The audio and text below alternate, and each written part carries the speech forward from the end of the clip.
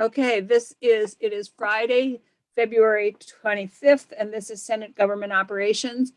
We are running just a little bit late or early, depending on which agenda item you look at. But we had talked about voting on the pension bill, and then we had some requests from the treasurer, and I spoke with the Department of Human Resources, with the commissioner there, and there's just a little language that needs to be changed in order to allow them to make the adjustments around when people move from quartile to quartile in terms of their employee contributions. They aren't big changes. They're mostly technical, but we just couldn't get them done right now. And the reason, and then it actually made more sense in the end anyway, because we want to make sure that those changes are not designed to make any substantive changes in the agreements that were made. But we want to make sure that the wording is such that it doesn't have any impact on the finances, on the money, and where the money is coming from and where it's going. So our goal today is to vote this out, and it'll have to go to appropriations. And that's where the changes will be made so that they can make sure that it doesn't have any impact on the money. Does that make sense to people? Yes. Yep. Because we would have any changes that were made, we would have to run by appropriations anyway to just make sure that didn't happen. So our intent today is to vote this out. We are hoping to have our fifth member, who is traveling and is in a hurry getting his iPad out of his car backpack or something so that he can vote with us. Gail, do we have people in the waiting room?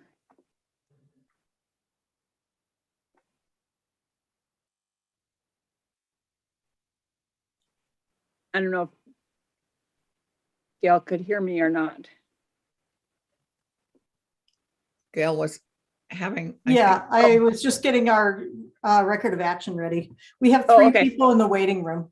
Why don't we let them in? I'm not sure who they are, if they're here for this or they're here for the next issue, but let's let them in so that we're all set to go with whatever. And I did send a note because we had thought we were going to vote on this, and then we thought we weren't going to vote on this, that I did send a note to everybody involved in the pension to let them know what was happening. And Senator Polina, I don't know if you heard the explanation about why we're doing this today without the technical changes that were suggested by the treasurer's office, because we want to make sure that those changes don't have any impact on the money. They won't have any impact on the agreement, but we want to make sure they don't have any impact on the money. And so those will be made in the appropriations committee, where they can make sure that happens. Sure. Okay, great.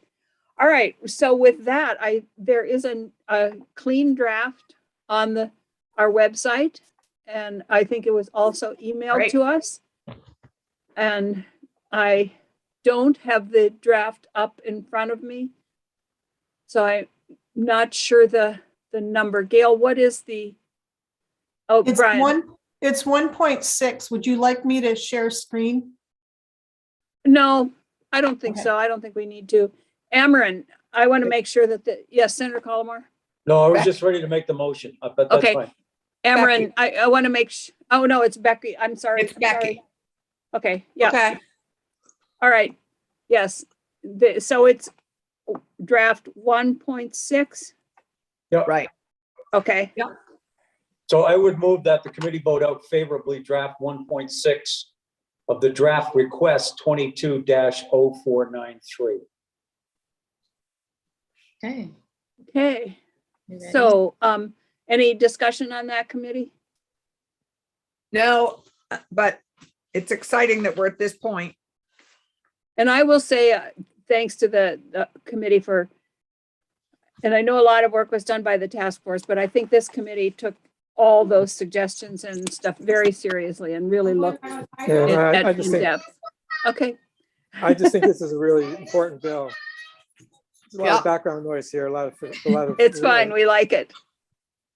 But I'm really glad I was able to make the vote. Good. Okay, so with that, Senator Ram Hinsdale, do you want to call the roll? Yeah, if I can take a clear point of personal privilege, I just Sure. want to really commend our partners in labor who were in many ways most impacted and came to the table with a lot of sustainable solutions that are really commendable for them being able to see past their immediate situation and look to the long-term sustainability of this pension fund for attracting and retaining strong employees in our education system and among our state workers. With that, I will take the Okay, vote. great. Thanks. Senator Clarkson, Yes. Senator Collin, Yes. Senator Polina, Yes, myself, Senator Ram Hinsdale, yes. Senator White, Yes. 5-0-0. So great. Thank you so much. And with that, Congratulations. what'll happen is because it's a committee bill, it'll go directly to the floor and the option would be for action, but because it affects the money of the state, it'll go to the appropriations committee. And so that should happen on Tuesday, I believe. And then they will have time to deal with it. Yes, Senator Collmore. Will it eventually get a number? Yes, what it'll do is right now, as soon as we passed it, it will be sent to editing or wherever they give the numbers, and Okay, it will have a number and then go to the floor, go directly to the floor. beautiful. Madam And I will Chair, contact, yes, Gail? are you the reporter for this bill? Yep, I would hope. I guess she would so. be. Congratulations all round. I mean, really, it's a triumph. And I was not sure as we ended our session last year, we'd be here. So it's really to everybody who worked so hard on that task force. I really applaud you all. yeah, I And agree with Senator- that. I mean, it seems like one of the hardest things we've had to deal with over the years. Yep. And Ditto. Bringing, not on only a dealing with the path- numbers, but bringing people together to be on the same page and then coming up with the right numbers. It's a pretty amazing piece of work. Yep. And Senator Ram Hinsdale was correct that at the beginning, there was a lot of mistrust. And I think that the members from the NEA and the VSEA and the VTA who represented their constituents really worked really hard to make sure that they got there and that they brought great ideas. And because that's where the ideas came from, was them, not from the other members. So Yeah. And thank you. As a member of this committee, I really appreciated the engagement of the task force into our work, which was nice. It was nice to have the overlap of the task force members participating and Yeah. which I really appreciated because we don't always get to see everybody who's done all that work on a task force. So thank you to all of you. And they appreciated being here too. So I'm going to say thank you, Senator Polina, for joining us from your vacation. And I hope you go back to the little chattering voices in the background and have a great time. Thanks a lot. Appreciate it. Thank you Yeah. for joining us. Enjoy your time off. Don't What work too, too time hard. off? Bye. See you later. Goodbye, Anthony. Bye-bye. All right. Thank you so much. And I apologize to everybody who is in the waiting room. It looks like we're only 5 minutes past. Oh, no. We had that scheduled for, we're 5 minutes past when we had it scheduled, which isn't bad the week before we leave. So committee, we are looking at 1:55. And Ameren, would you like to give us any changes that have been made since the last time we looked at this? Yes, for the record, Ameren Abergele Legislative Council, you have 2 bill drafts posted on your webpage today. One is S155 as introduced, and then you also have draft 1.1. So draft 1.1 is a strike all amendment to S155. And these are some changes that have been discussed in committee, as well as some additional requests from the chair of the committee. So I have done this as a relatively clean copy because some of the language I changed was just removing language. I have put comments along the side so you can see where the language has been removed. Oh, so unless that's- anyone That's why wants, it's tiny. that is why it's tiny. I apologize. I will send a second clean version also for you That's that is okay. bigger. So unless anyone would like to have more detail, I was just going to move to the spots where I made changes. Does that sound? Yeah, I think that sounds okay. And then once we go through them, then we'll take the testimony on whatever parts people want to speak to. Okay. The first change is on page 2. This is, I would say, a significant change from the last version, which is to remove the DMV law enforcement officers from being transitioned as of July 1st, 2023. As you will see later in the bill, they are being added to the study towards the end of the bill. So you'll see on page 2, in terms of the Agency of Public Safety structure, in Subdivision 2, the Department of Law Enforcement, which includes the Division of the Vermont State Police, and then it is silent on any other divisions that will be added at later dates. Then moving down onto page 4, you may recall from committee discussion about whether division directors would be exempt or classified. And DPS requested that there be some flexibility here. So I've added a line in here to note that these division directors could be in the classified service or they may be exempt. And the next change is all the way down on page 12. There was a previous section 3 here that was the transfer of the Department of Motor Vehicles enforcement officers. That has been removed, and the remaining sections have been renumbered. In section 6, which used to be section 7, I've revised the language to remove some of those portions that discussed DMV enforcement officers being within the Agency of Public Safety. So I kept this section in just to make the change to the title for the commissioner. So it is Commissioner of Law Enforcement rather than Public Safety.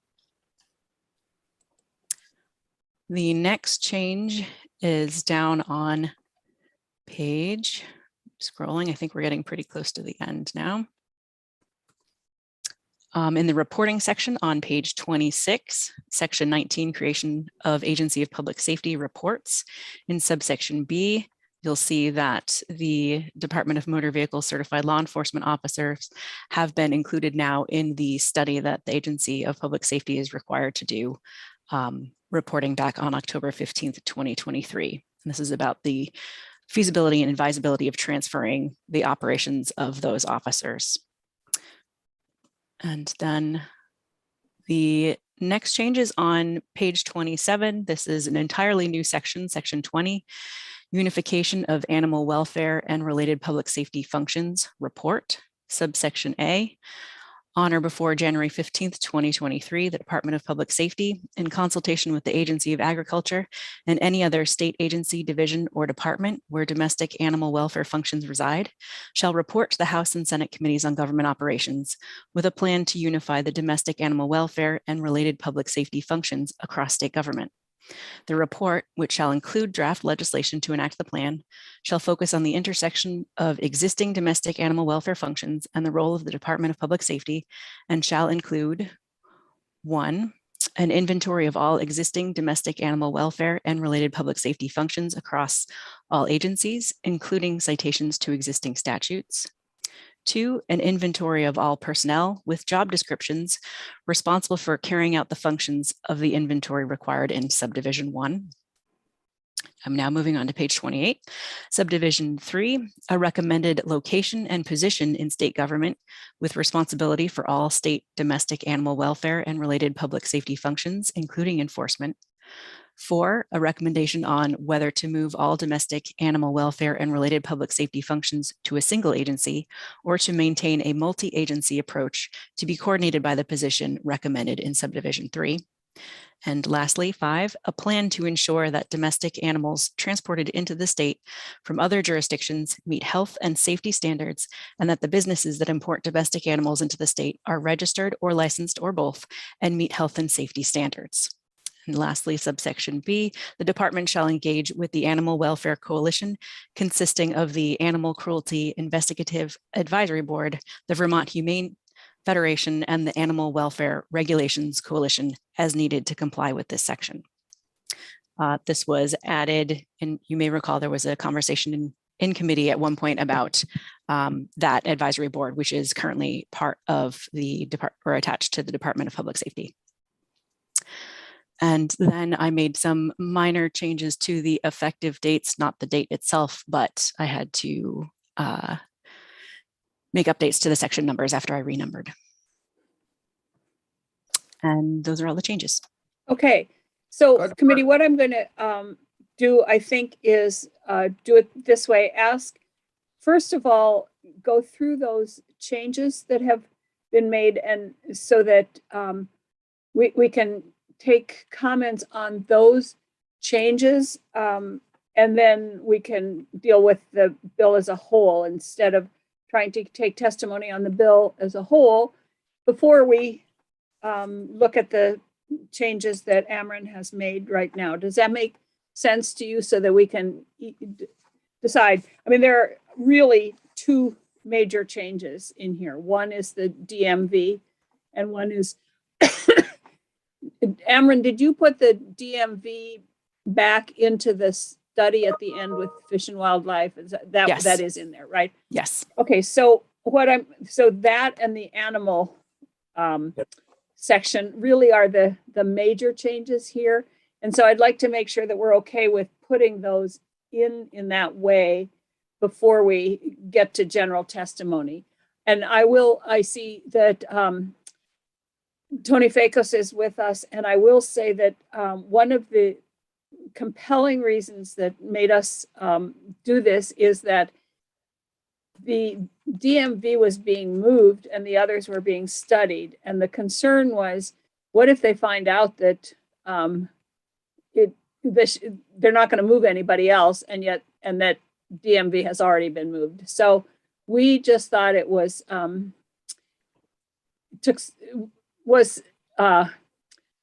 conservative to put them in the study as well, and at this point, and so that there could be more discussion and more impact studies. And that was the reason. And the Animal Welfare Board came to us because the Department of Public Safety already has the advisory board, and yet there are sections of animal welfare that are scattered throughout. And this is, again, just a study to see where it should live and how those issues should live. So does anybody have questions on those 2 issues and whether or not they should be in there? No. The committee members, how about anybody else that's joining us here in the room? Tony, do you have would you like to comment on that? I know this is a little contrary to the testimony we heard from you, but. Sure. For the record, Director Tony Fakos, DMV. Madam Chair, members of the committee, thank you. I just want to say on behalf of DMV, we do sincerely appreciate all of the effort that you and this committee has put forward in trying to improve public safety here in Vermont as a whole. And, as I said in my last testimony, we'll be successful no matter where we end up, and we will always be a partner in looking at this and the future, and we look forward to seeing where we all end up. But thank you. Great, thank you. And then I would ask particularly, I guess, Commissioner Sherling, if you have any comments on the language around the animal study group. Thank you. No, Madam Chair, there's been an extensive email correspondence today, as you know, trying to help Ameren wordsmith the scope, and I think it's in pretty good shape. Good, thank you. There were a lot, as he said, there were a lot of emails around Is it a companion animal? Is it a domestic animal? Is it an ag animal? What kind of an animal is it that we're looking at here? And I think Ameren has threaded that needle very well. So, Yep. Okay. So does anybody else have any comments on those two, or should we assume that they're going to be in the bill? Okay. I think that the changes that you've made there, Ameren, in draft 1.1 are good, and we will thank you, Tony Fakos. And I think that then what we'll do is jump to other testimony. And we have a lot of people here, and I do apologize if anybody got the impression that I didn't want to have people testify. That is the farthest thing from the way I try to operate this committee and the way the committee itself views our responsibility. So we had not heard a lot from people about this issue. We did have some people testify before about a year ago, and this is an entirely new draft since then that was made partly in response to some of that testimony from many places. And then we did have some testimony around the community engagement, Office of Community Engagement. But with that, what I'm going to do is just call on people, and you are free to say whatever you want in response to this bill, and where you are and what your issues might be with the bill. I will say before we start, and I'm not trying to limit your testimony at all, but I will say that this is a reorganization bill, and it does not solve the other issues of law enforcement that we're looking at. We have worked a lot on law enforcement issues in this committee and in judiciary over the years, and have made many, many, many changes. And currently more changes are being made, as Heather Simons can attest to from the Criminal Justice Council and other places. So this really is about this bill. But with that said, I'm going to just try and bring up my agenda here so I can see people's names, where we are, and who's on the list. And I know that there are a ton of people's names on here, but the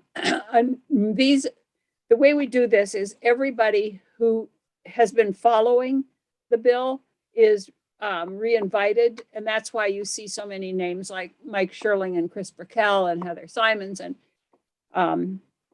on there repeatedly. But with that, I'm going to jump first to well, I guess we have on this one. I don't think we've heard from Chief Pete on this bill, have we? I see your. I'm skipping over all of the, for the time being, for right away, I'm skipping over all of the law enforcement people that we've heard from a number of times and jumping to those who we haven't heard from on this issue as much. And so Chief Pete, I don't think we have heard from you on this. Were you interested in testifying on this? Good afternoon, Madam Chair, members of the committee. I'm just here in the capacity to represent the Vermont Association of Chiefs of Police and to answer any questions that folks may have of me in that representation. Okay, great. Thank you. Then I think what we'll do is the next person that I have on my list is Maya Schultz, but I don't see Maya. Yeah, I'll reach out to Mia. Mia. And Stefan's running a little bit late if he's on your list. Okay, well, he's far down on the list, but so we'll just jump over Mia for the time being. And the next person that I have on my list is Mark Hughes, but Mark sent a note earlier today that said he was not testifying on either of these bills today. Saw that. So Aton, I believe you're on up. Wow. It's the banana belt. It is indeed, yes. How are you doing with all that snow down there? How are the Well, bananas? I have to say, I'm wondering where all that snow is, but I'm not complaining. Are you in Oh. Putney? I'm in Putney. You Yeah. have We have a lot of massive snow. snow? I guess the south end Well- of the village has more than the north end of the village. It may well be, yes. Oh, boy. Okay, Well, so good would you like to afternoon. join us? And again, as I said, feel free to comment on the bill in general, specific aspects of the bill. So go ahead, please. Okay. For the record, Aton Nasreddin Longo, I am the co-director of Fair and Impartial Policing and Community Affairs, and also chair of the RDAP. I really want to stay in my lane, which is to say, as far as this bill is concerned, I really would like to address really matters of fair and impartial policing as they might in fact pertain to an agency of public safety.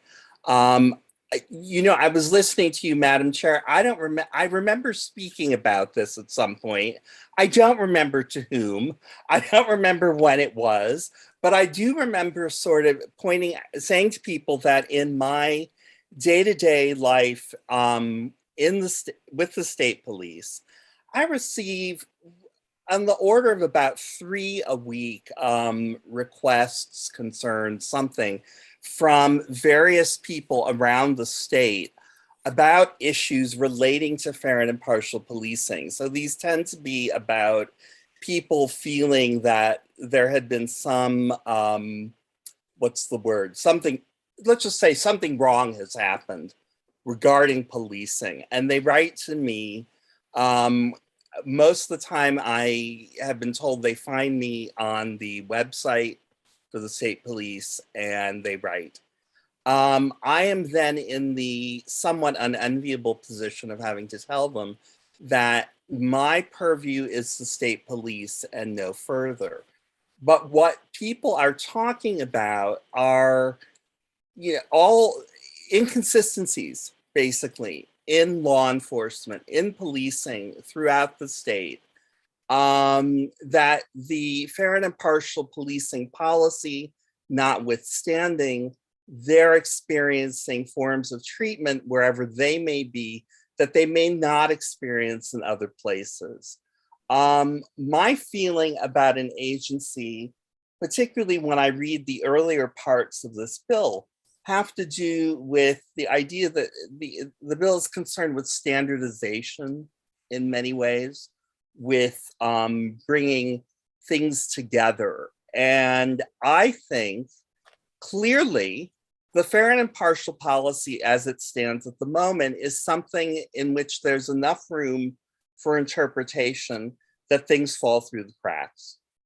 And that people of color in particular cannot expect the same kind of treatment in, I'm just picking places, don't anyone think I'm saying this, but all right, I'll be better than that. In town A and in town B and in town C, different things happen. My feeling is that this move towards an agency may help alleviate some of that. I am certainly, given my position, hopeful that that would be the case. It's still not right that what goes on in A and what goes on in B and what goes on in C are very different. And frequently, there are no backups in these places. What I can tell people, and it doesn't go over very well, is, well, you can talk to the chair of the select board. The problem with that is often in our small state, people are friends.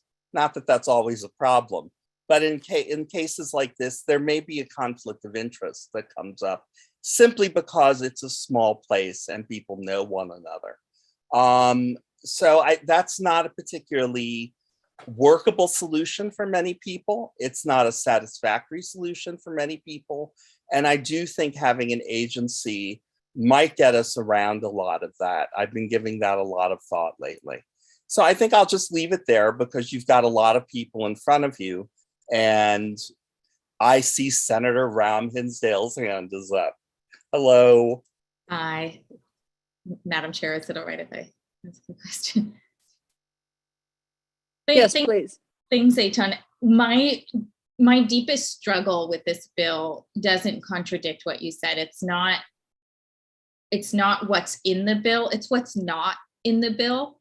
I think what you said still gives me concern that the idea that we just hope that this would lead to more transparency, a place where people can lodge complaints, where there's a standardized process for what they learn about the outcome, where people can experience some sense of accountability. So I certainly, in my mind, an Office of Engagement just doesn't right a lot of the wrongs of unfair and partial policing that has happened in the past or that people are experiencing. And I wonder if you think there is something proactive that could be put in the bill that speaks to your work, that could make sure it's cemented into the agency so that we're not just hoping for the best, but that this bill has something that gives people a sense there will be greater accountability, oversight, and transparency. I would say, and I need to think it through a lot more, but that one of the things that would be important is that the already extant review of the policy that goes on. It's now supposed to be, I believe, every 2 years by the council, would be something that is also reviewed by this Office of Community Engagement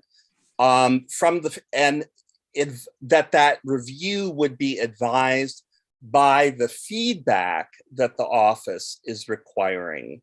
And that would be also on a fairly, I would say on a much more frequent basis, maybe an ongoing basis indeed.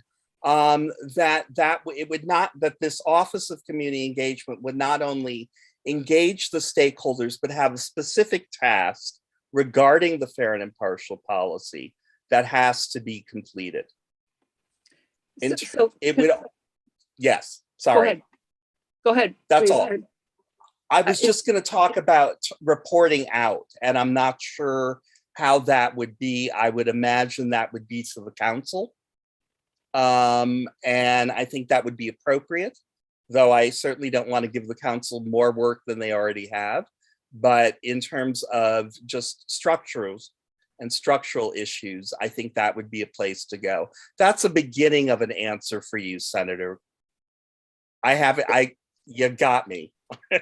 So given that, I wonder if an additional charge in the section on community engagement could be that they are charged with developing a policy that requires review of all the policies, not just fair and impartial policing policies, but a review of all policies at least annually or something like that. Something like that. And I would also say that one of the things that should be used are the equity impact assessment tool that has been introduced by the executive director of racial equity, that we would use that in a way to structure and facilitate that review. Okay, I think that sounds reasonable and something that can be added. Yes, Senator Rahm Hinsdale. I think I may ask this of several of the witnesses we have.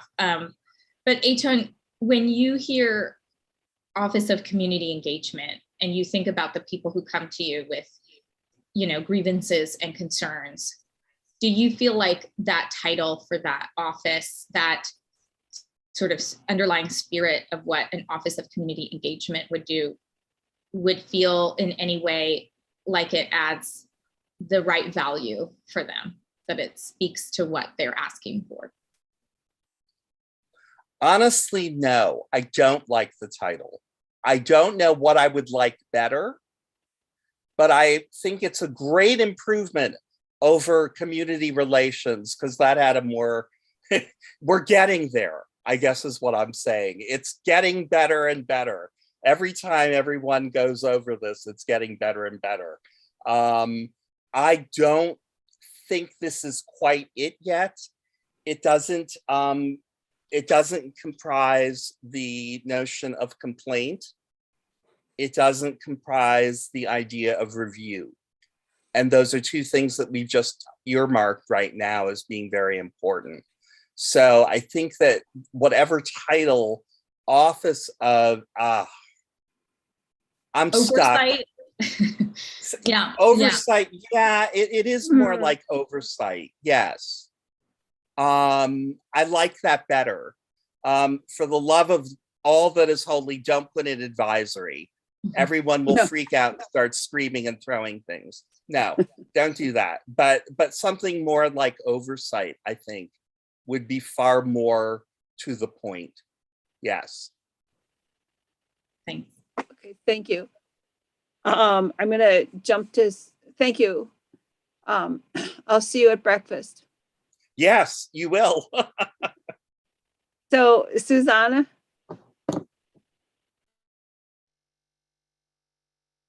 Thank you. Hi, good afternoon. Susanna Davis, Racial Equity Director for the state. I actually can be extremely brief. I came in, actually it was a month ago today, January 28th, and spoke in support of the creation of an agency. I spoke mainly about the importance of consistency and uniformity in the way that people are treated across the state. If you are interacting with law enforcement in Bennington, Brattleboro, Barton, or Burlington, you should have some sense of what you can expect. And there should be some level of accountability that is uniform across the state. I also spoke about something similar to what Co-Director Nasreddin Longo said, which was that oftentimes I get contacted by people who are afraid or aggrieved or aren't sure how to proceed. And if we thought that the FIP co-director's grip on some of these agencies was tenuous, and racial equity offices is even more tenuous. The fact is that there's a lot that we can't do, and that is a major point of disappointment and frustration for us, because inequities don't know political boundaries, right? Injustice doesn't stop at the county line and say, well, sorry, it's outside of your jurisdiction, so it's no longer your concern. It's always our concern, especially if it's happening in the state. And so being able to create a more unified system means that racial equity office will be able to put more eyes on the work. It means that the state will be able to put more eyes on the work, and that we can have greater consistency. Those are the things that I mentioned in the last testimony. I stand by those remarks. Also want to recall that that same day of testimony, we heard from Wilda White, who made the important point regarding the Office of Community Engagement.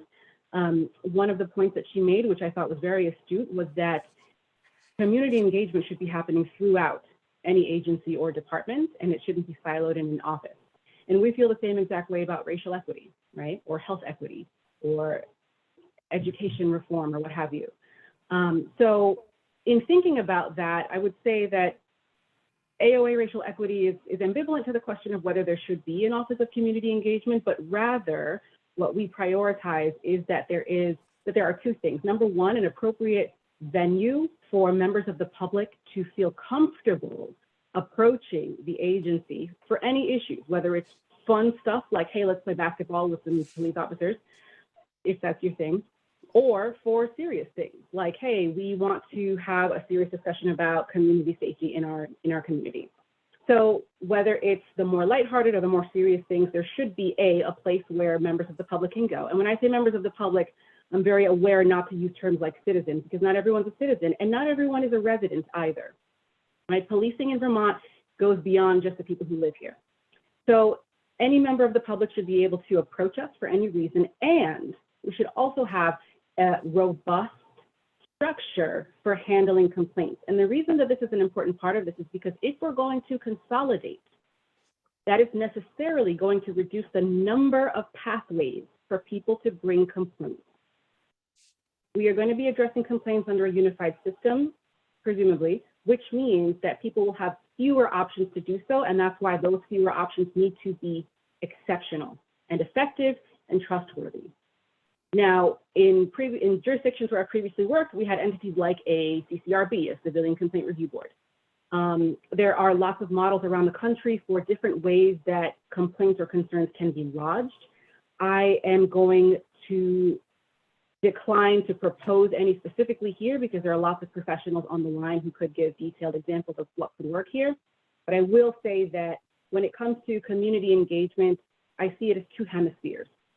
One is a complaint process, and two is the everything else process. And the everything else really should be happening throughout. That's something that I strongly agree with Wilda on.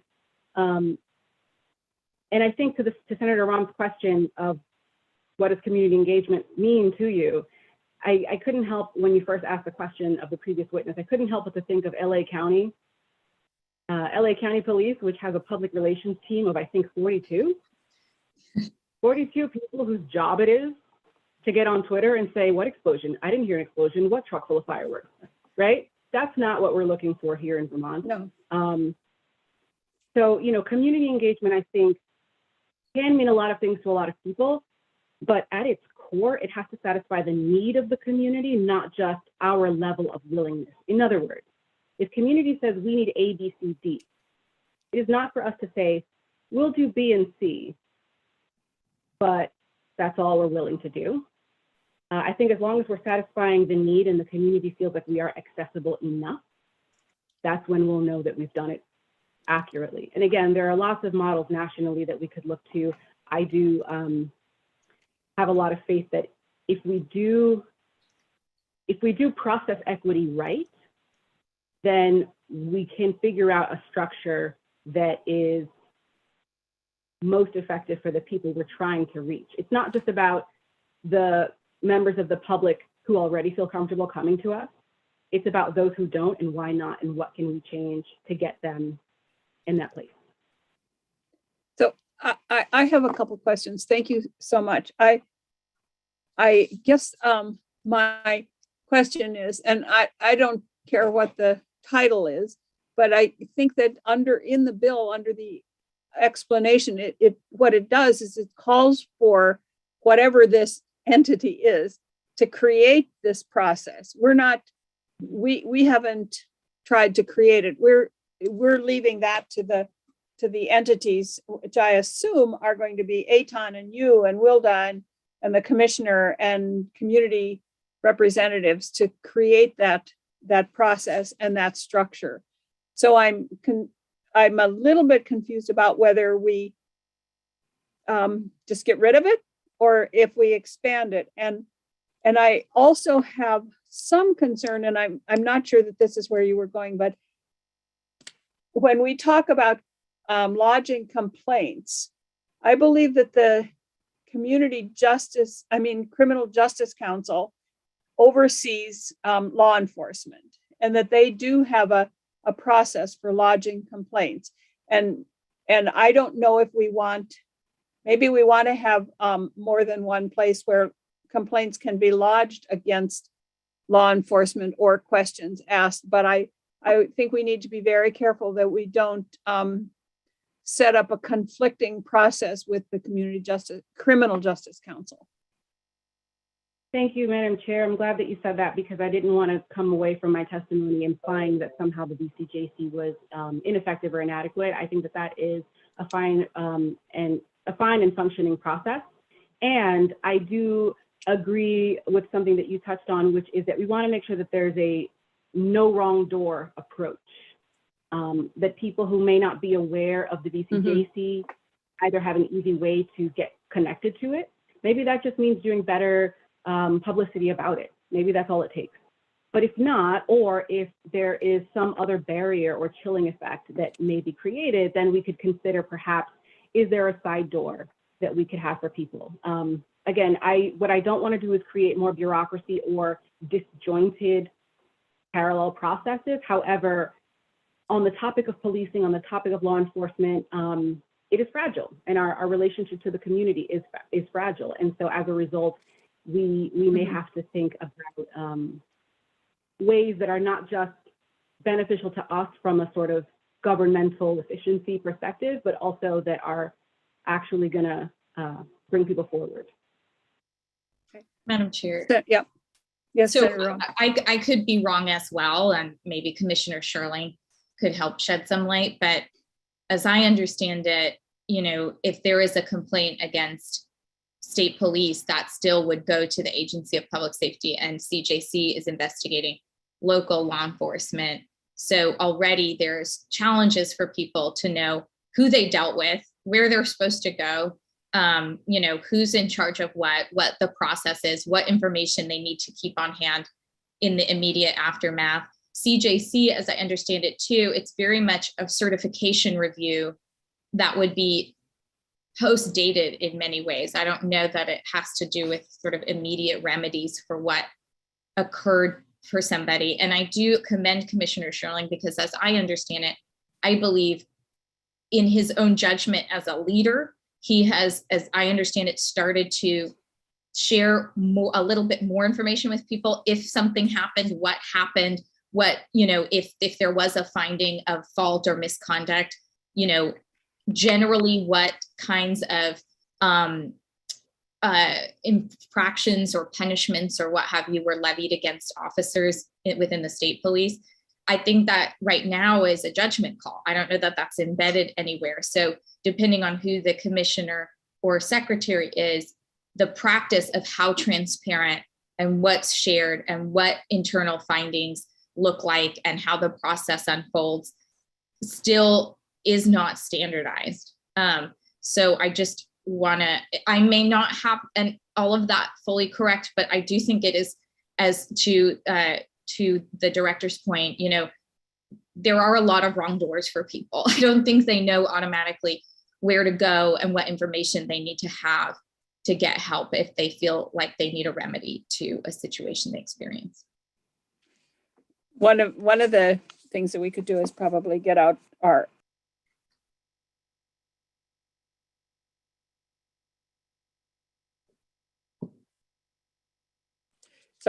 one of the things that we could do is make sure we get our ethics bill passed so that there is that funnel that anybody can use for a complaint or a question about anybody, including law enforcement. I just want to make, and I may misunderstand completely what people, where we are, but in my mind, this is far more than a complaint bureau. This office should not be seen just as a complaint bureau. This office is because the agency, whether it's emergency management or law enforcement or fire safety, should be engaging with the communities. And I think that this office was intended to be the office that set up the processes for that engagement and how it happens within the agency. That was my understanding when Representative Colston wrote the language, that was what that's how we looked at it. And engagement might be a really dumb name, but I'm not sure that I agree with oversight, because it isn't really oversight. It's how do we meet the needs of our community, whatever they are.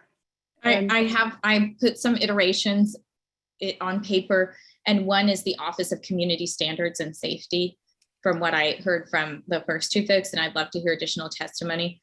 I guess where I am is talking about, and I agree, Madam Chair. I mean, Chief Pete can attest, you know, when we did work with with Montpelier on community safety, it was everything from, you know, I want to see them on bikes and back on foot again, so I know that they're in my community and I can interact with them, you know, to I don't like that there's people with guns, you know, in my neighborhood. So it is a huge range of what people want to say, from I want to talk to them more and experience, you know, them as a friend, as officer friendly, to like, this isn't working for me. So I think either we use a name that is broader and captures more of that engagement, can be really triggering for people who've been impacted by the police, or we leave it unnamed and talk about that range that Susanna mentioned from, the basketball game to the horrific experience that they want some remedy for. I'm going to jump to Senator Clarkson here in a minute, but I just want to make sure that we're not talking about just law enforcement here. We are talking about an agency of public safety that is far more than law enforcement, and that the Department of Emergency Management should have the same kind of, so it isn't just going out and saying, what do you want your police to be? Right. And to Susanna's point, that should be woven throughout. I've talked to Erica Borneman about ensuring that emergency communications are in other languages and things that they need to be thinking about before someone complains to some department. So it should be throughout. I'm not saying it isn't. And I think fire safety, frankly, does a pretty good job trying to be proactive and explaining to people why they need to care about fire safety. But I think this is an area where people are certain that, engagement isn't necessarily what they're looking for. Okay. Senator Clarkson. Thanks. I'd like to go back to Susanna's referencing of Wilda's testimony, because I also heard Wilda saying all these things, but also that this hopefully that this office, whatever we name it, would be sort of a guiding compass for other departments in the agency and reviewing how they do their work, and helping each one of those departments do a better job in terms of through the lens of the values that we're espousing here.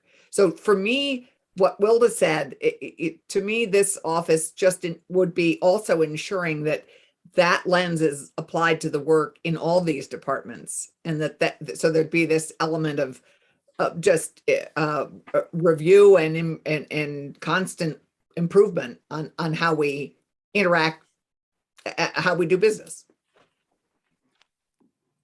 Good. Okay, thanks. Yes, Senator Collmore. Thank you, Madam Chair. I've been giving this a little bit of thought too since we began looking at this one section in the bill. I don't know whether this, and I was intrigued by Senator Ron Hinsdale's recently suggested name. I don't know whether this would work or not. It's just, I'm throwing it out on the table and trying to add to the discussion, if you will. How about the Office of Community Collaboration, or even better, in my view, the Office of Community Empowerment? Because I think there's an element in that second piece that allows for, and I understand where Senator Ron Hinsdale's coming from in terms of accountability, but if you say accountability to most people, I think they assume that you mean, I gotcha. You're doing something wrong and I gotcha. And I don't know that that is always going to be the case. I would like to see this, much like we talked about with the ethics bill, as the office that is a portal for allowing people to have a whole bunch of input into how they see their community. So those are just my thoughts. I think empowerment is a great improvement. Hear, hear. I like empowerment. Yeah, I'd love to hear the thoughts of others, but I really appreciate that, Senator Collmore. I do think for many people, the opposite of engagement is empowerment. So I really appreciate you raising that. Yep. Thank you. Thank you. Susanna, thank you. And please stick around unless you had something more you wanted to say now. I do just have one more thing on the last point that we mentioned. I was also very inspired by Senator Ron Hinsdale and Senator Collmore's suggestions for a possible name, but I just want to say that whatever we land on, we have to do it. We have to do the thing that we call it. Yes. Yeah. Yep. So I'm going to ask, as we're going through these, if I've made a couple notes here of things that would be added to the responsibilities. And as we go through this, if people have suggestions for things to be added, like Eitan recommended the ongoing review of policies, setting up a structure for that. And setting up a structure for embedding this into all the departments and offices in the agency. So I've got those two kind of things on my list, and if other people keep a list, and then we can have Ameren see what we think about those. Does that make sense to everybody, so that we can kind of keep this? Okay, great. So I'm going to go to Kaya. Well, let's see. There you are. I see you. So Kaya Morris, would you like to join us? And I also see that Dan Fingus is with us. I don't have him on the list, but I see he's also here. So Kaya. Hello, good afternoon, everyone. So for the record, my name is Kaya Morris. I use she, her pronouns, and I am the Executive Director for Rights and Democracy. I am joined here today. Sorry, can we just pause and celebrate that you have a new role? You have been elevated to Executive Director of Rights and Democracy. This is exciting, Kaya. When did this happen? It began this week, so we are capping off the week with a bang for sure. It started off with a bang and it's finishing off with fireworks. So glad to be able to be here, and as well to welcome Dan Fingus, who is now in my previous role as the Movement Politics Director and will be helping to support our advocacy here in the State House. So I don't have a ton to offer. I'm thinking, I'm listening and I'm processing through so much of what's been said.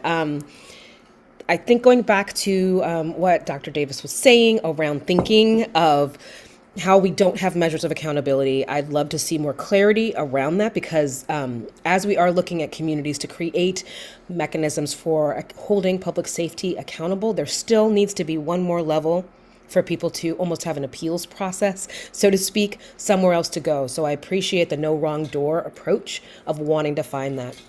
I'm a little confused as well as to what the relationship between this and OPR is, but because I'm new to this conversation, so I'm not sure if this is meant to enhance the work of OPR, take some of their load off, but they also have that's part of their function within state government, is to look at some of those pieces.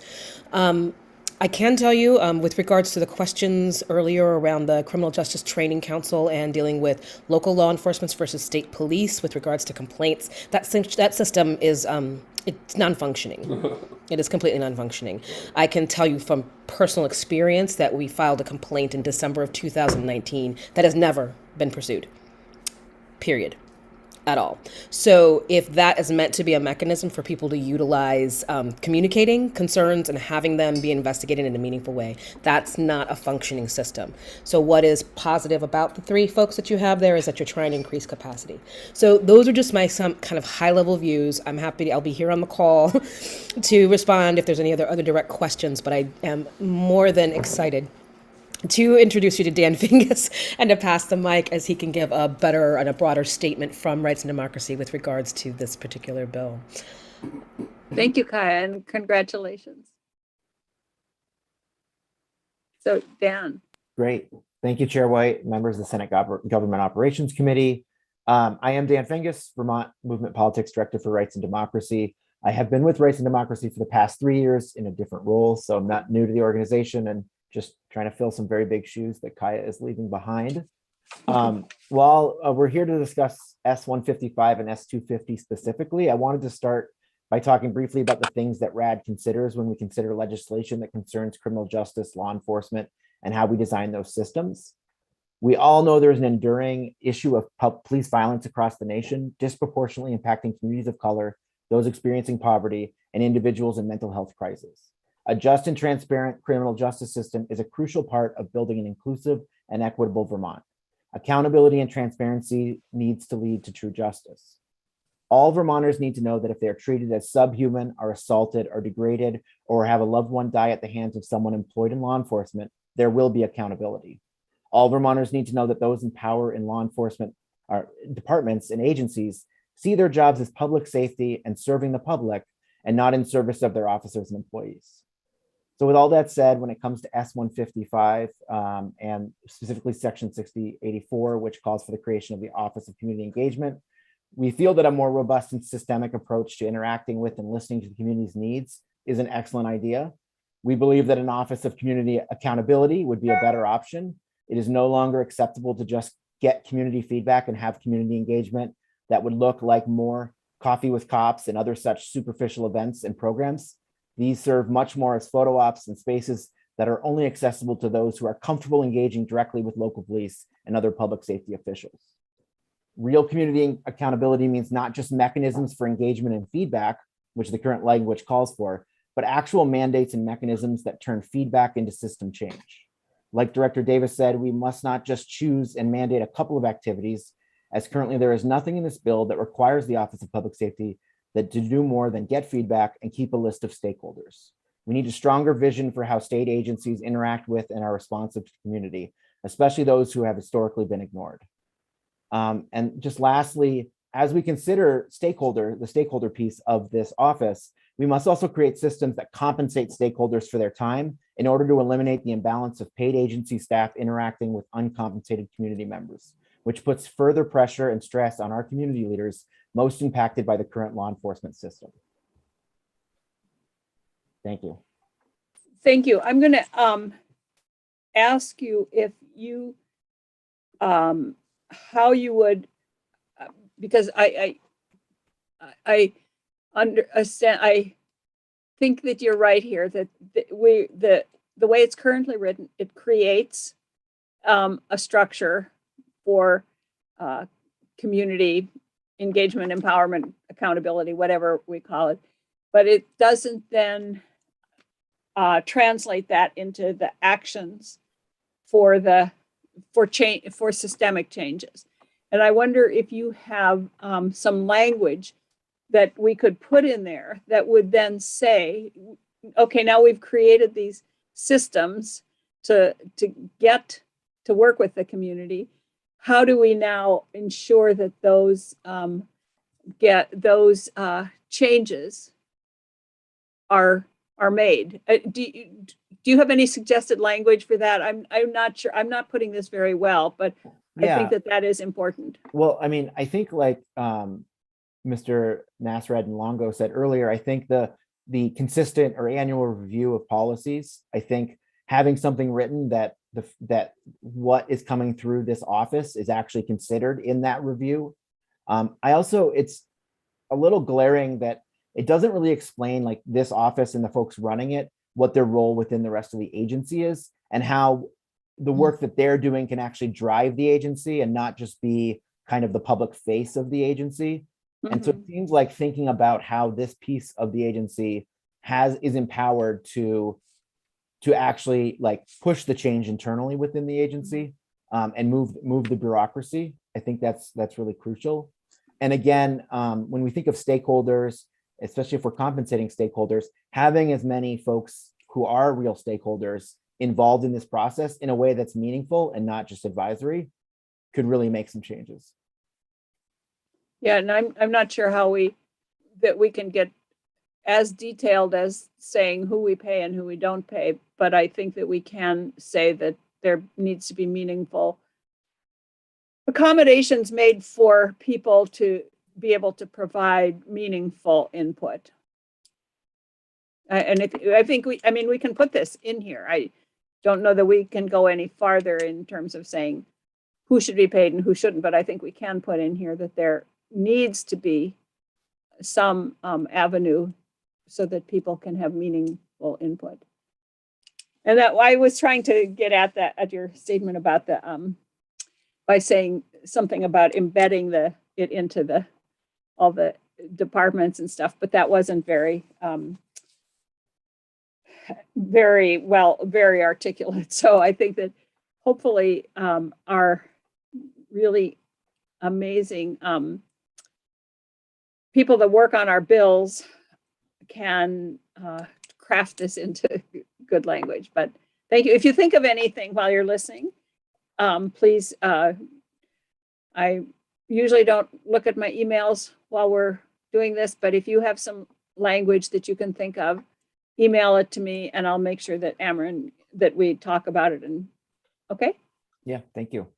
Thank you so much. And congratulations on your new job. Thank you. Elevation. Well, he might think better about that when he has to start dealing more with us. Okay, Stefan hasn't joined us yet, but Falco is here. Falco, would you like to join us?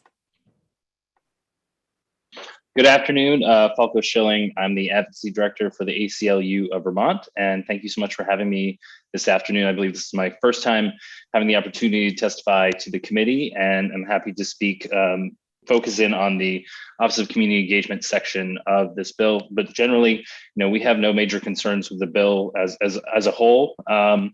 And in terms of looking at the Office of Community Engagement, I think would echo a number of the things that other witnesses have said up until this point. Dr. Nesrin Longo made an excellent point that one of the focuses of this work should be an iterative review of processes within the agency and making sure that those are meeting community needs. I also understand the idea that we might not want to be too prescriptive of what exactly this office would be doing before we actually create this office. Putting too much of that in statute right now without asking people to, do the actual work and think about it is something where one thing that I think might be valuable is creating report backs, at least on how this work has gone since the office has been instituted, at least initially to see how that work has been happening. But I think on an ongoing basis, because I think that's the one thing that seems to be missing here is there's a charge to do this work and to engage the community. It just says go do it.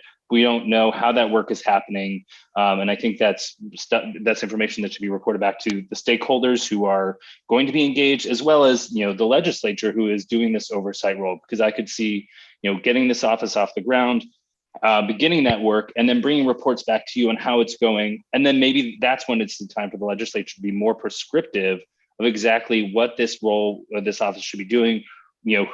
Getting down to who should be on, who's getting paid to be on an advisory panel, things like that, or not advisory panel. I take Dr. Nesrin Longo's criticism of that language to heart. But I think the report back feature and creating that feedback loop is really important for meaningful engagement. So that's something that I think we would be looking for. There was some suggestions that maybe this might go in a direction of more of a citizen oversight board or citizen review board. I think that is a larger departure. That's something that we could be supportive of and be happy to provide language around and ideas around positive models if that's where the committee is going. But initially looking at this bill and trying to create a mechanism so there is engagement across the spectrum of public safety. I think one, making sure that there's more information provided on how that's happening with regular iterative reviews of policies, and also the chance to review the work of this office from both the legislature and community perspectives would be things that are important and should be considered. And then as to the name of this office, I really, really appreciate the comment that whatever we name it, we actually have to do it. I love the idea of an office of community empowerment, but in some ways calling an office that, which is not accomplishing those goals, can feel almost worse than not doing it in the first place. So, we don't want to call an office of empowerment if it's not actually empowering people. If it's really an office of engagement and that's what's happening, having an accurate name, I think, is important. But if we are going more into the areas of accountability or oversight, that seems like a larger diversion from this bill, but something a conversation we'd be happy to engage in. So those are my brief comments on this bill up to this point. So I'm going to comment on your, just to respond to your comment about the oversight. That is not the intent of this office at all. And I think that we're looking at oversight in other avenues, but this really is a reorganization bill. That really is all this is taking a department and making it into an agency. And we are putting this in here because we heard that the department or the agency needs to have something like this, whatever it is called and however it is structured. So I appreciate your comments about not being too prescriptive here, but letting it be created and then reporting back. And maybe that's when we become more prescriptive if we feel that it isn't actually doing what we had hoped it would do. So thank you, Falco. Allison, you had? Yeah, I was just going to say, I think that the idea of a report back is really important because we need to see how we're doing and what this office's impact is on the rest of the agency, how it's improving engagement in every department. And how it's empowering community engagement. So I think that's a great idea. And maybe if we gave it 2 years to get it set up, I think it's going to take a while, but I think 2 years would, I see the chair wants to see it sooner. But I definitely think that's great. So thanks. I think we could have a report back on how the setup is going. They may not have results yet, but I think that we should definitely have a report back in a year of how it's being set up and what the where they are. So Senator Rahm Hinsdale.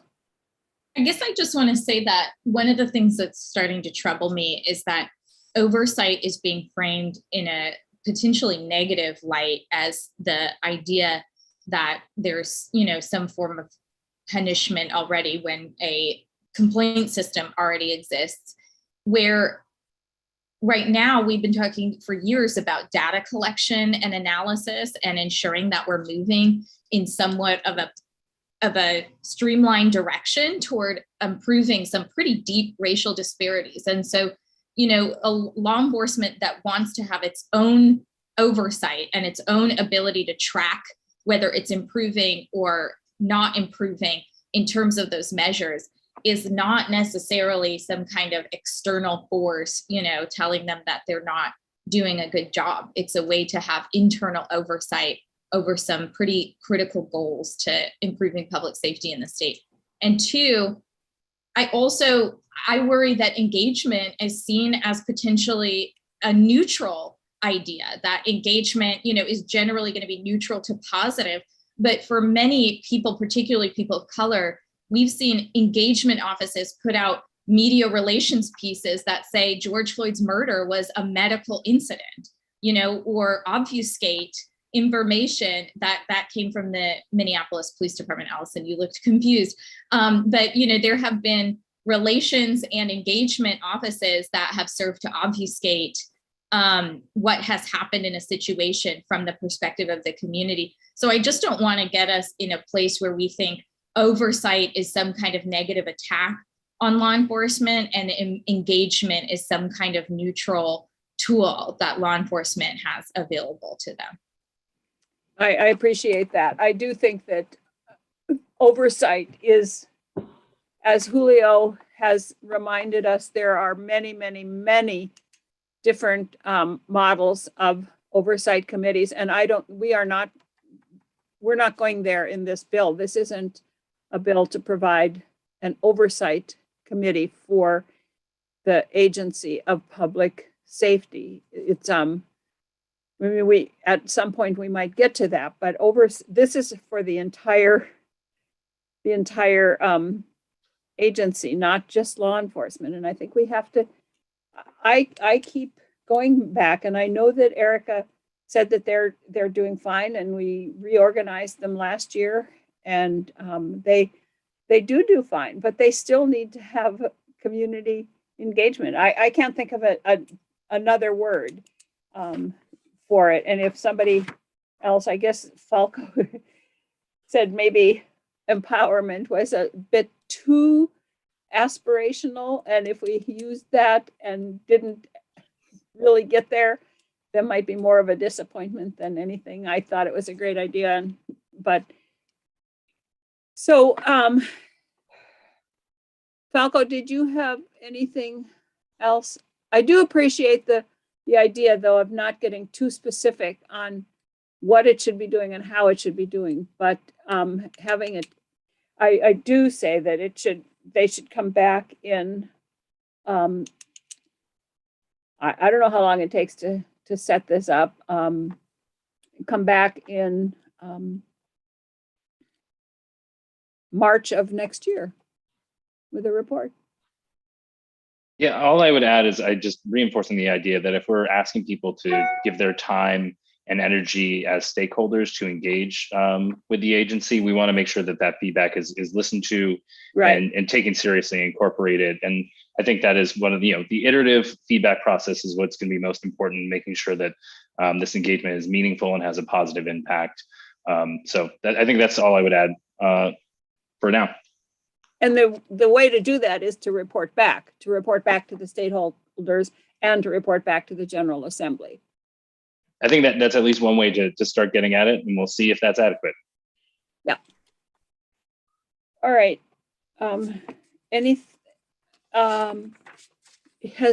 I do not see Stefan yet. Yeah, I told him he might, weigh in later in the afternoon on the policing bill. He was just running late on an S-250. He knows he might miss this discussion. Okay. All right. Thank you. So would anybody else like to offer any comments on the bill in general or this particular section? Has anybody come up with brilliant ideas as we've been listening?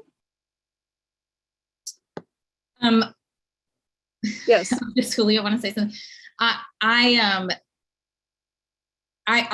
either at a let's not try to name it so we don't give it an overly lofty title. We also don't give it a title that's triggering and kind of has the opposite effect of what we want. Or my latest is the Office of Community Resourcing and Empowerment.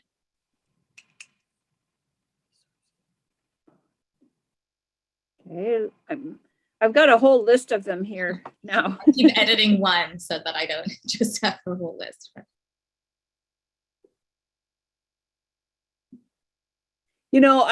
Maybe we should name it the Office of XXX and ask them to come to work with the stakeholders to come up with a name.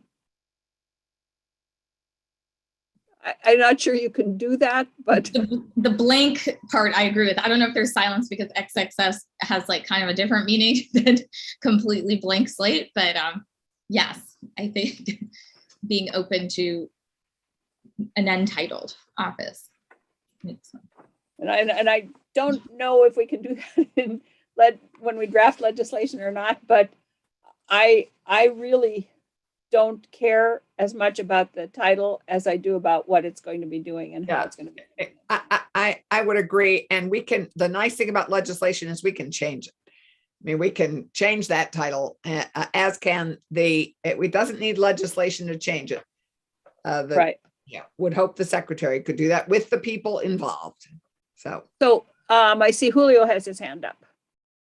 Yes, Julio Thompson, Attorney General's Office, Civil Rights Unit. So the committee asked our office to appear. The background I bring here is less from my experience in our Civil Rights Unit, more my professional experience dealing with police reform in a number of jurisdictions and working on a number of pattern and practice investigations with the Department of Justice and a number of consent decrees work that I'm still doing. I just want to offer, and I don't have a view about a title.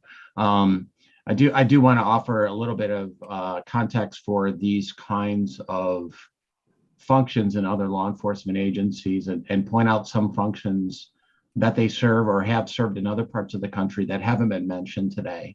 And then draw to the committee's attention an area of focus for this legislation where the committee might want to get more detail about how the Office of Community Engagement, placeholder name, functions vis-a-vis the Department of Law Enforcement. Because right now, this bill doesn't house that office within the department; it's outside of the department, and that there's pros and cons to that. But I think there should be testimony elicited on what the interaction and access one office has to the department. The historic background is that since the late 1950s, thousands of police departments have assigned officers to serve in some sort of community liaison program for much of, and we're talking, there's over 18,000 agencies in the country. So not to single anyone out, but for many of those, history has shown, and there's stacks of research and scholarship on this. For many cases, those are used basically to create a buffer zone between the operational side of law enforcement in the community, where it provides political cover, it may limit liability, it may ease community tensions, or at least provide protection for the elected officials in the department. But it wasn't really intimately involved in actually being a co-partner in public safety, which is the much more modern view. The phrasing, if you do the research now, you'll hear phrases not like community-oriented policing or problem-based policing, but community-driven policing, where the model is that the community is a partner, not someone to be consulted with, not someone to have a meeting with periodically, as something of a courtesy where the department has already made its decision, and then it's a check-in with the community. It's a very different approach that's being used now, and there are different roles of community partnering that haven't been mentioned. It's not just fair and impartial policing, and that just doesn't mean to diminish it. I mean only fair and impartial policing, but it ranges from things like identifying what the public's health and public safety priorities are, and do the officials who are tasked with engaging, or whatever the word you want to use, with the community, do they have access to or a say in deployment of resources? Will they be listened to in terms of deciding where to put cars and people, or where not to put cars and people, or policy training? Are they involved in policies or training related to language access, to ADA accommodation, to their crisis intervention program, to peer intervention programs?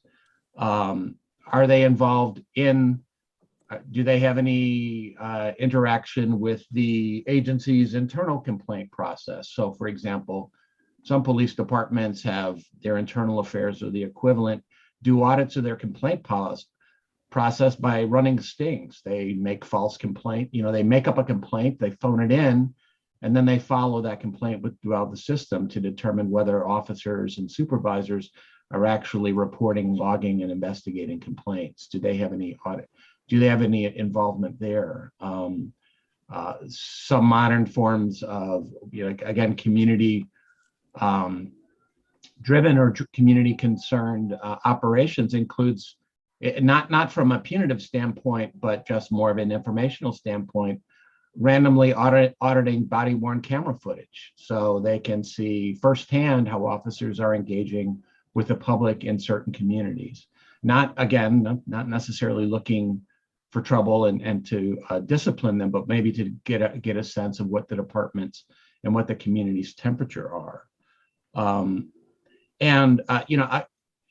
Especially with policy development, the history generally is that the department tasks a few specialists to write or collect policies from other agents. They write the policy, they're happy with it, and then they send it out to the community, usually in an abbreviated time period, for the community to comment, with little introduction or very few opportunities for consultation. But the more modern approach in policing for some policies is where there's a real need is to go to the community first.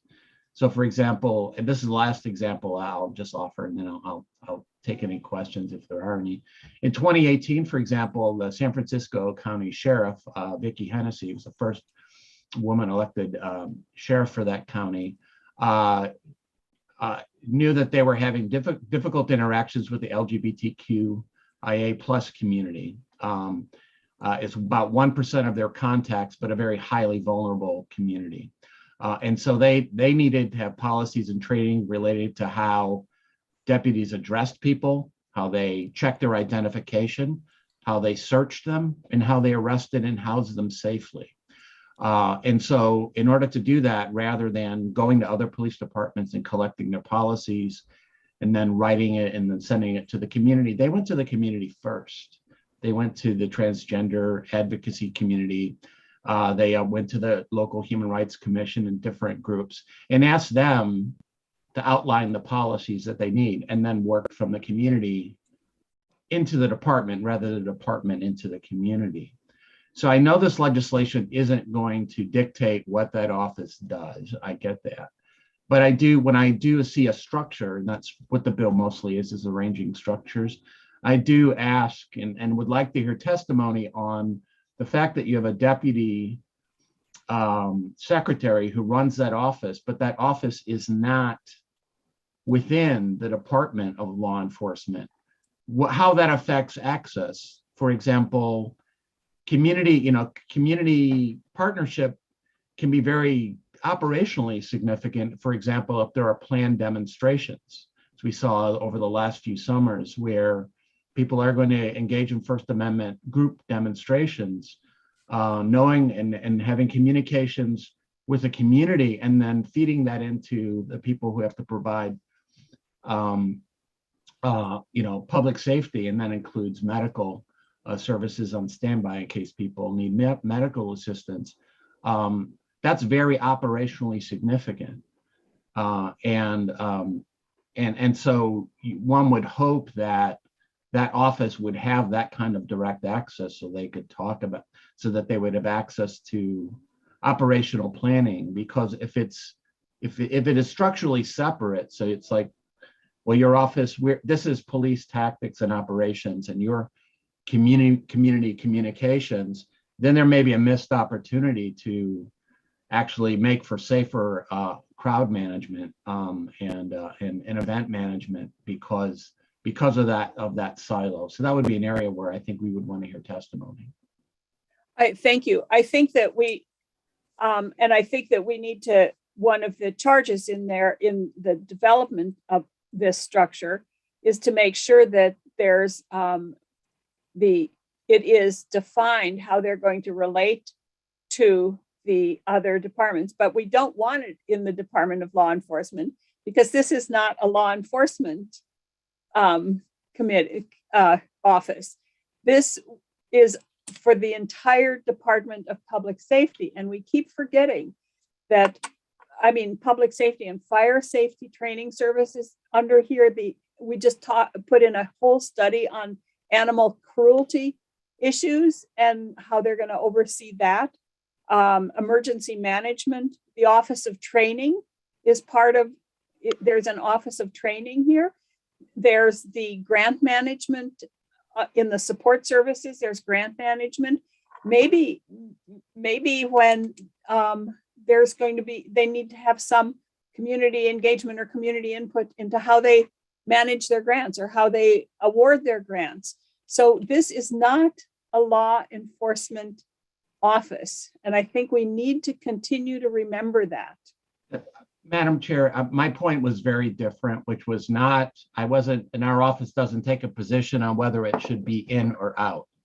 My point was to draw testimony on the question of access and participation and contribution to the department.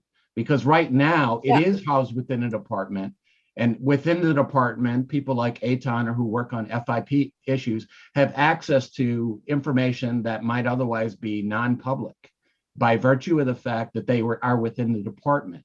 And so if you pull that function out, which offers certainly more flexibility for non-law enforcement functions and maybe an additional level of independence. But the question for testimony is whether being outside of the structure affects access to information that is within the department or impairs or limits contributing the information that that office develops from the community to feed it into the department or the other departments. Because that's not the access issue is not stated in the legislation. And so that could be a cost, that could be a loss, because again, historically, community organs of police departments are often quite siloed from the rest of the operation.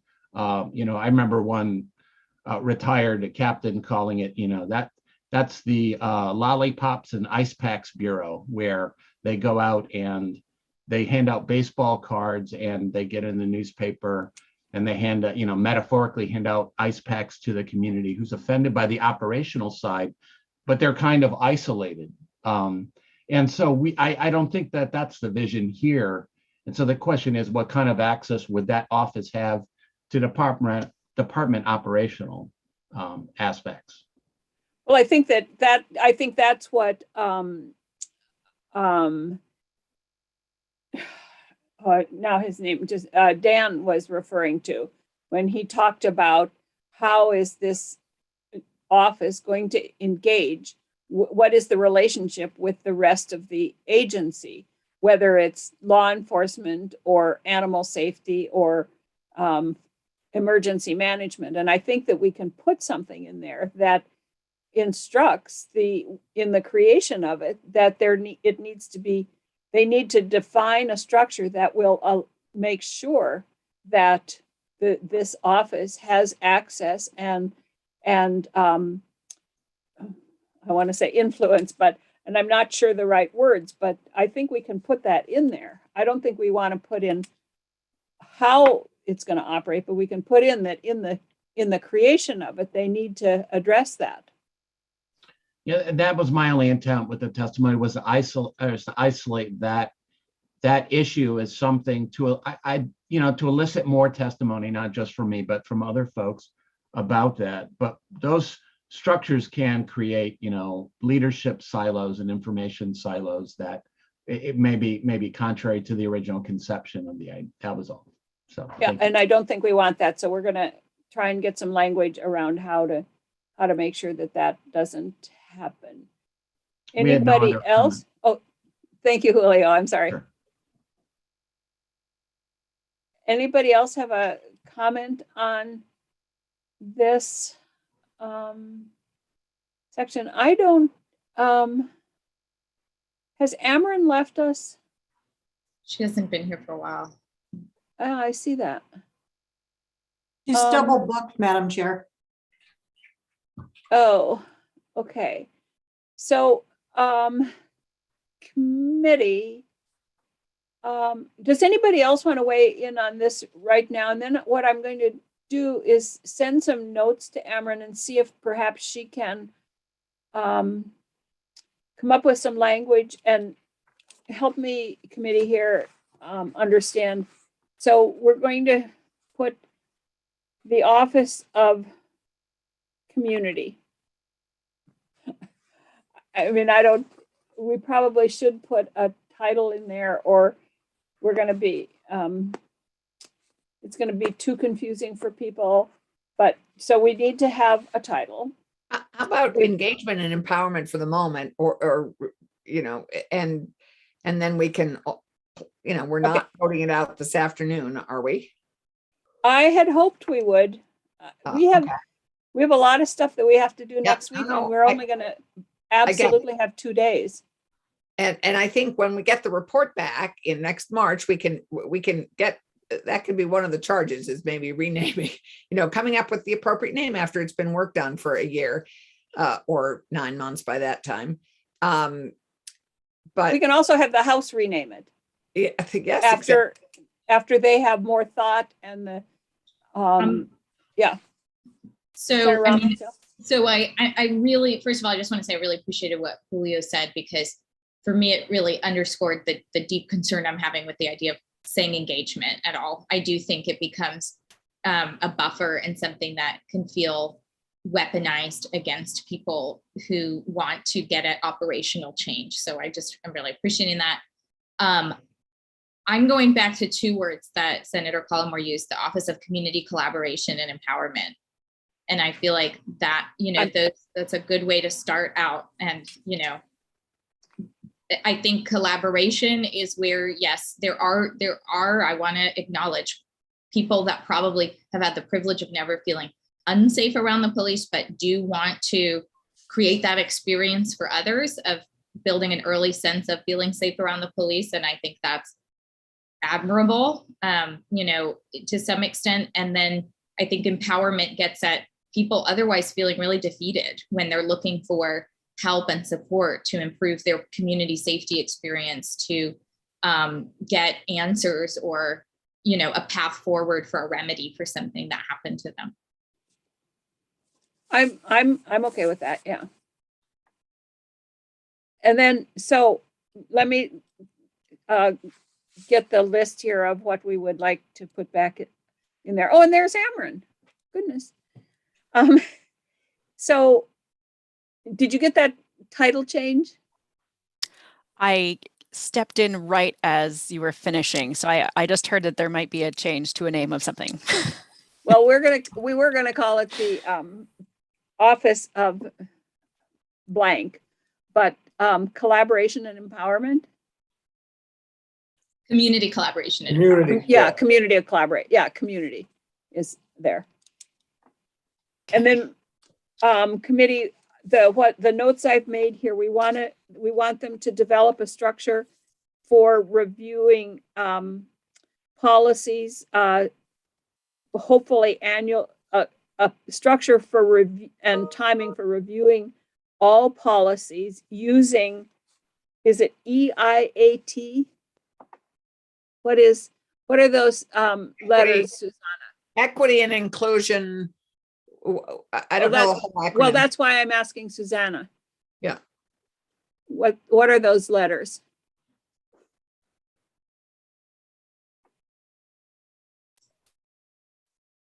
Or maybe it was Falco that, oh, no, Susanna, there you are.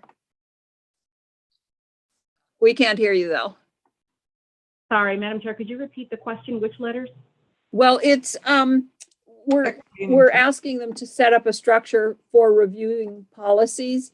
And I don't know if it was you or Falco, I think maybe it was Falco that said, in this review, they should use the equity and inclusion action.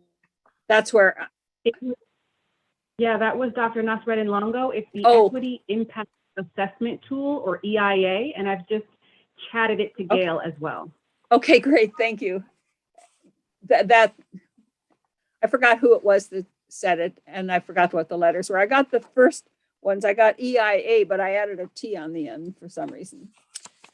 Okay, so that's one thing we want to put in there. The other thing we want to put in there is defining the relationship to all the other departments and offices in the agency.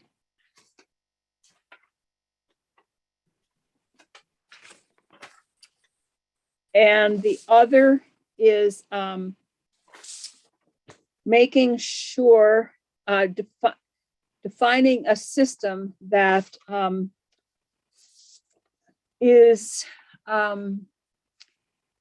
allows for meaningful participation.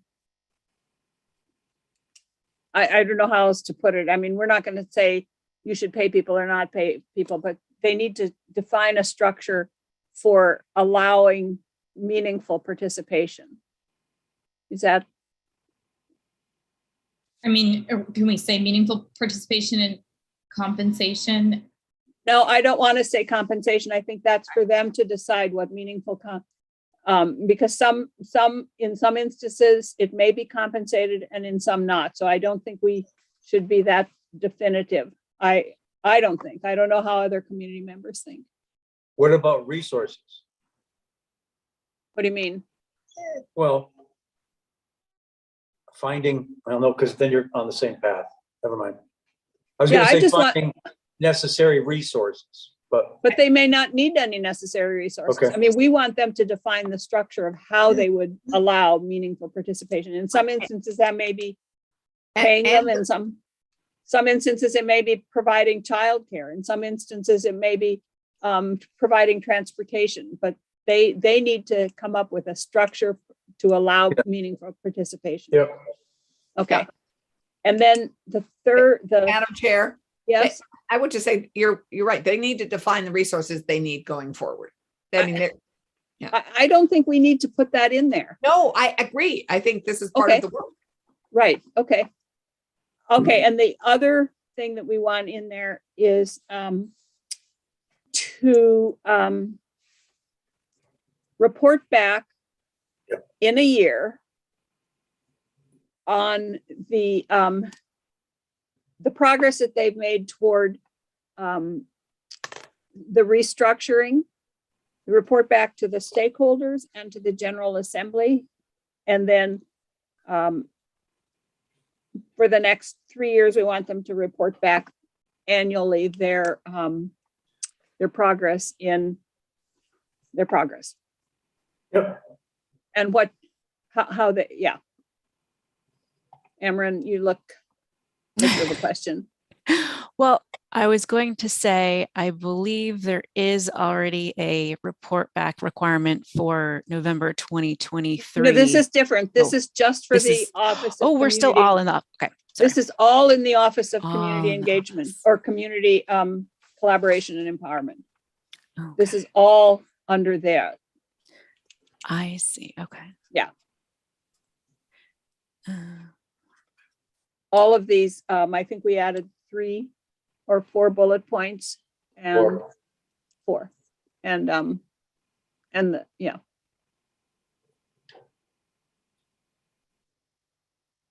So is any of the current subdivisions 1 through 3 on page 11 changing?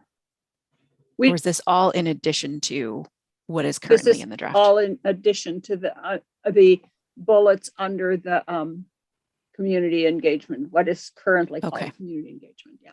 Okay. So I have the name change. I need maybe just a reiteration of I only caught part of the name of this, the equity impact assessment something. What? What was the name of the tool? Tool. Aton. Okay.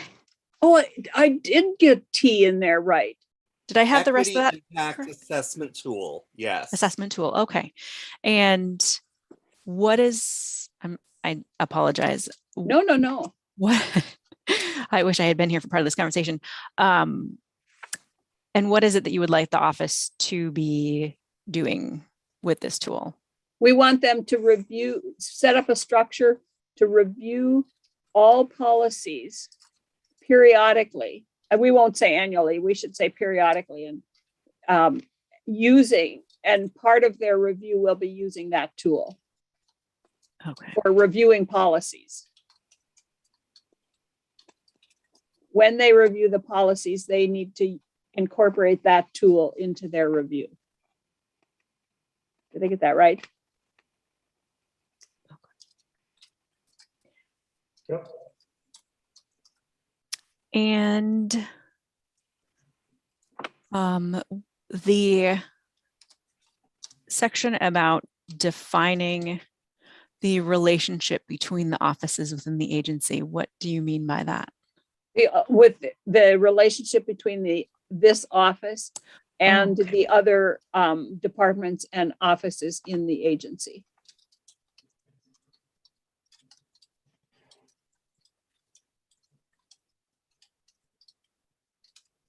Was that right, committee? I believe so. We're not going to tell them what the relationship should be, but they need to be able to define what that is so that it doesn't just become a little silo sitting over there. Okay. And the next was to create a structure that allows for meaningful participation. Mm-hmm. Yep. Okay. I Do you want guess to we should specify say with who? Or- meaningful community participation. We don't want to use citizens and we don't want to use residents. Yep. Community participation. Yeah. Yep.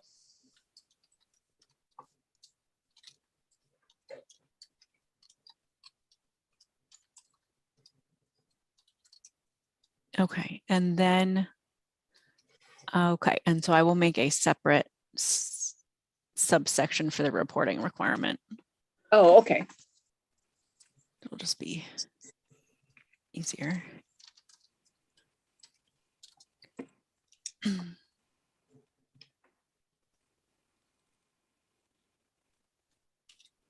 Although if they're really doing it right, they shouldn't have to report to the stakeholders because they're involved all along, but we will put that in there anyway. I was going to say, so for a report requirement, there is so I should add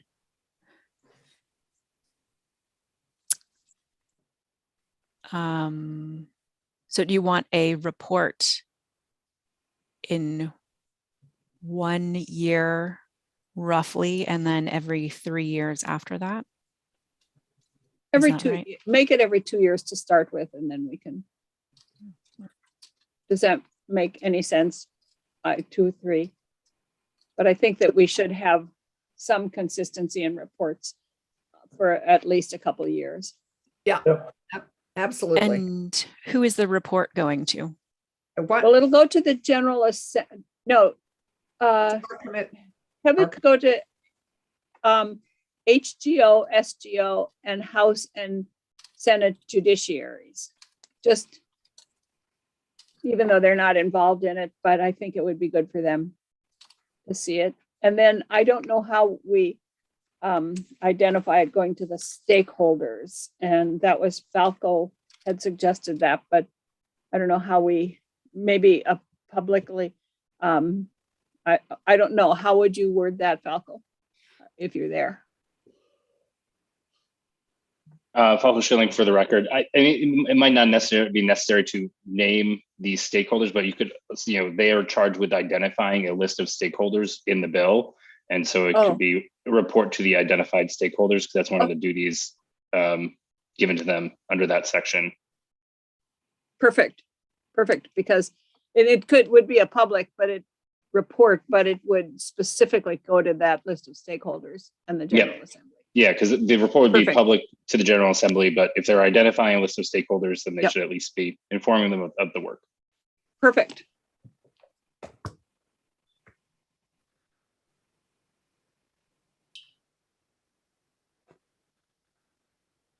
Okay.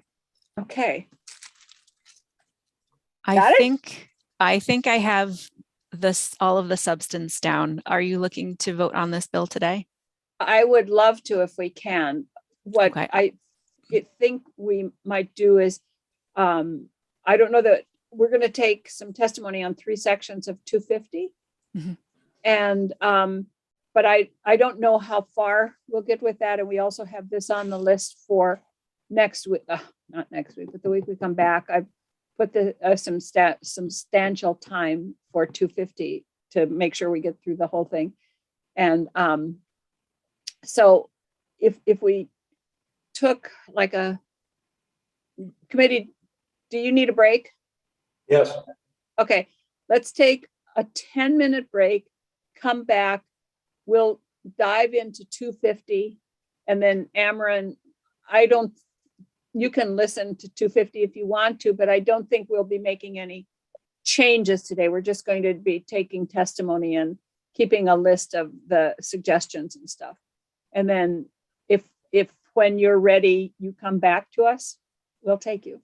Yes. Okay. I will ask the editors then, see if they can do it within the next 25 minutes or so, 30. Whoa. I'll ask. I imagine they're getting a lot of these requests this afternoon. I'm sure they are. So Thank you. You're welcome.